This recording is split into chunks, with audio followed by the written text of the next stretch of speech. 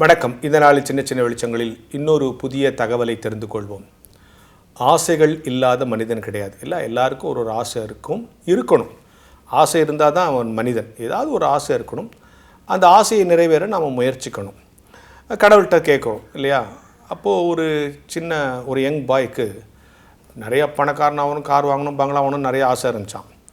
அப்போ ஏதோ ஒரு பிரசங்கத்தில் கேட்டிருக்கிறான், கடவுள்கிட்ட போய் நீ தியானம் பண்ணினா, தவம் இருந்தினா உனக்கு இன்னி கேட்குறதெல்லாம் கொடுத்துருவாருன்னு. அவனுக்கு ஆடாடா இந்த ரூட் நமக்கு தெரியாத போச்சேன்னு சொல்லிட்டு ஒரு நாள் கிளம்பி போய் ஏதோ ஒரு இடத்துல இன்றைக்கி உட்காந்து தவம் இருந்து தியானம் பண்ணி கடவுளை முன்னால் வர வச்சு என்னென்ன தேவையோ அதெல்லாம் ஒரே அப்ளிகேஷனில் கேட்டு வாங்கிறதுன்னு உட்காந்து தவம் இருக்கிறான். கடவுள் வரவே மாட்டுறாரு. இவனும் விடாமல் தவம் இருந்துனே இருக்கிறானா. அப்படியே தவம் இருக்க அவனுக்கு அப்படியே தாடி மீசெல்லாம் வளர்ந்து அவனும் ஒரு துறவி மாதிரி ஆகிட்டான். சுற்றி நிறைய பேர் அவனோட சேர்த்தாங்க.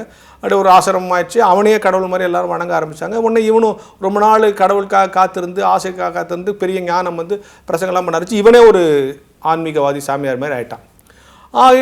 அவனுக்கு எல்லாம் இப்போ அவனே ஒரு துறவி மாதிரி ஆகிட்டான். அவன்கிட்ட எல்லோரும் போதெல்லாம் கேட்க ஆரம்பித்த உடனே திடீர்னு ஒரு நாள் கடவுள் முன்னால் தோன்றி உனக்கு என்ன வேணும்னு கேளு நான் தரேன்னாரான். இப்போ இவன் சொன்னால் நான் இவ்வளோ நாள் நான் வெயிட் பண்ணியிருந்தேன் எவ்வளோ ஆசைங்களை வச்சுக்கின்னு, அப்போல்லாம் வரவே இல்லை, இப்போ எல்லா ஆசையும் எனக்கு போயிடுச்சு, இப்போ என்ன வேணும்னு கேட்குறியே, இது நியாயமா கடவுளே என்னாராம். அது கடவுள் சொன்னாராம், இவ்வளோ நாள் நான் அவங்ககிட்ட வராமல் இருந்தது தடையாக இருந்ததே அந்த ஆசைகள் தான், இப்போ ஆசையெல்லாம் போயிடுச்சு அதனால் நான் வந்துட்டேன்னாராம். சில நேரங்களில் நம்முடைய அதிகப்படியான ஆசைகள் தான் கடவுளிடத்தில் நெருங்க முடியாமல் அல்லது கடவுளை நம்மிடத்தில் வர முடியாமல் தடுத்து கொண்டிருக்கிறது.